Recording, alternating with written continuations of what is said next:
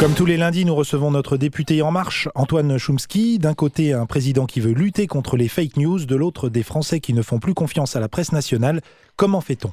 C'est vrai qu'il faut recréer un climat de confiance. Déjà, alors concernant les fake news, nous allons créer des milices, des patrouilles anti-fake news. Nous les appellerons les fake news kin on the block, qui auront la lourde tâche de fliquer toute personne possédant Internet.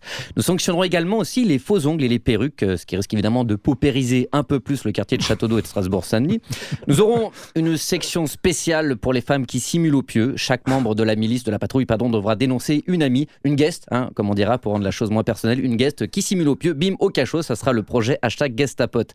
Il s'agit en fait de responsabiliser nos concitoyens. La vigilance et la politique d'En Marche. D'ailleurs, vous l'avez peut-être lu dans Bernard Arnault Magazine, le Parisien, que nous faisons actuellement un test dans l'Oise. 200 chasseurs vont être assermentés par la police pour patrouiller. Ils devront observer des faits anormaux ou potentiellement dangereux et nous alerter en cas d'urgence, qui logiquement devrait aboutir à l'arrestation de 200 chasseurs. Dans notre collimateur, nous avons aussi les cheese fake qui donnent une mauvaise image du fromage sur la santé publique et surtout les space fake, ces gâteaux qui vous promettent une vraie défonce et finalement, walou, c'était juste du chocolat.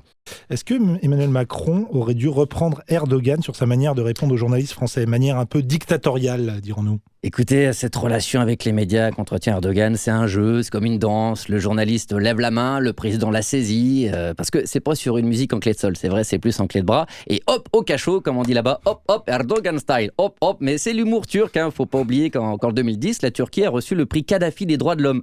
C'est un peu comme le prix d'honneur kebab de la diététique. C'est des joueurs, c'est tout. D'ailleurs, vous connaissez la version turque du tir à la corde. C'est le tir à la kurde. Même principe, on prend un kurde et on tire dessus.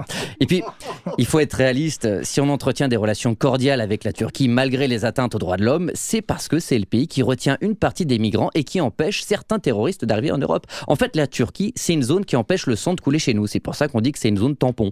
À l'Elysée et Moscou, et on le surnomme d'ailleurs Oncle Vania. Et tiens, puisqu'on parle d'un pays qui est contre l'avortement, j'ai une blague. C'est deux poules qui discutent. Il y en a une qui dit, tu sais, c'est quoi deux fœtus qui se font la gueule ? Des œufs brouillés. Voilà, stand-up gynécologique. Excellent, excellent. Un dernier mot sur la visite du président en Chine ? Oui, qu'est-ce qui est jaune et qui attend ?